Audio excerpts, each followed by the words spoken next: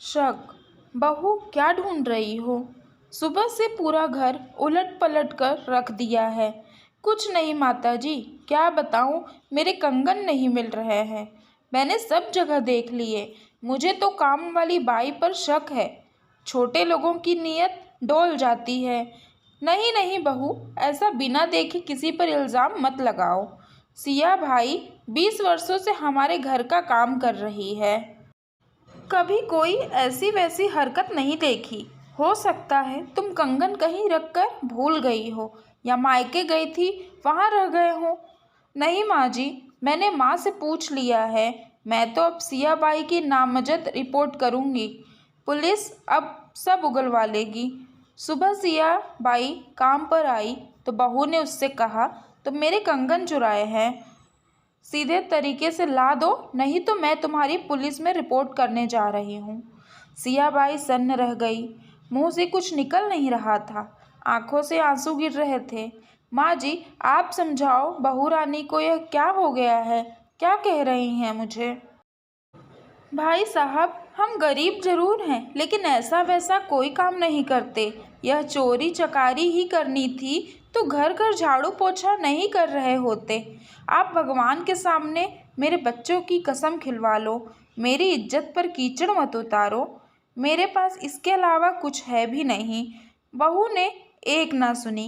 Police थाने में नामजद report दर्ज करवा दी। सियाबाई के घर पुलिस आ गई। सारी बस्ती में तमाशा हो गया। पुलिस सियाबाई को थाने ले गई। सियाबाई के 5 बच्चे रोते रोते माँ जी के पास आ गए। माँ जी, माँ जी। पुलिस पकड़ ले गई माँ को। माँ जी ने बच्चों को ढाढ़स बांधते हुए कहा, तुम घर चलो, यह कुछ पैसे ले जाओ, कुछ खा लेना, हम तुम्हारी माँ को लेकर आते हैं।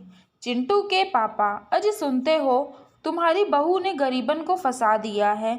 अपनी चीज का ध्यान नहीं, न गवाह न सबूत, बेचारी निर्दोष थाने में बैठी है। जल्दी चलो, उसे छुड़ा लाते हैं। बहू बड़बड़ाती रही। माँ जी और साहब थाने पहुँच गए। सियाबाई की जमानत ली। थाने से उसे घर छोड़कर आ गए। बस्ती और काम वाली जगह पर झूठी बदनामी से सियाबाई को गहरा धक्का लगा था। उसने सभी जगह पर काम पर जाना बंद कर दिया। लेकिन जीवन तो लंबा है, बिना काम के तो नहीं रह सकते। लेकिन यह काम तो अब मैं नहीं करूँगी। क्या करूँ? तभी बचपन की सहेली वैजंती की याद आ गई। अरे, वह भी तो सब्जी बेचने का काम करती है, कल उसी से मिलूँगी। अरे सिया भाई, आओ आओ, बड़े दिन में दिखी। हाँ बहन, क्या बताऊँ, तुमने तो सब सुन ही लिया होगा। खोटा नारियल होली में, हमारी गरीबी ने हम पर चोरी का इल्ज़ाम भी लगवा दिया।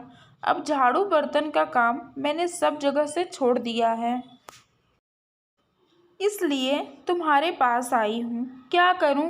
चिंता मत कर बहन, देख मैं भी तो ठेले पर सब्जी बेचती हूँ, तू भी फल सब्जी बेचने का काम कर ले। पर बहन, मेरे पास तो पैसा भी नहीं। अरे चिंता मत कर, थोक व्यापारी उधारी में दे देते हैं। हाथ ठेला किराए पर मिलता है, सो मैं इंतज़ाम करा दूंगी। तू तो बस हाँ बोल और काम करने तैयार हो जा। बहन, अंधा क्या चाहे, 2 आंखें। आज तू नहीं होती तो मैं कहाँ जाती। सियाबाई ने काम शुरू किया और कुछ दिनों में काम भी अच्छा चलने लगा। पहले से अच्छी स्थिति में आ गई।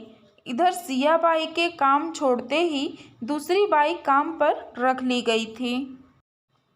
दिवाली की सफाई चल रही थी। सभी सामान उलट पलट कर देखा जा रहा था। तभी दाल का डब्बा देते हुए बहू ने कहा, बाई, इस दाल में घुन लग गया है, तुम धो सुखाकर काम में ले लेना, इसे ले जाओ, डब्बा लेती आना। बाई दाल का डब्बा घर ले गई। सुखाने डाल रही थी सो देखा उसमें एक कंगन निकला।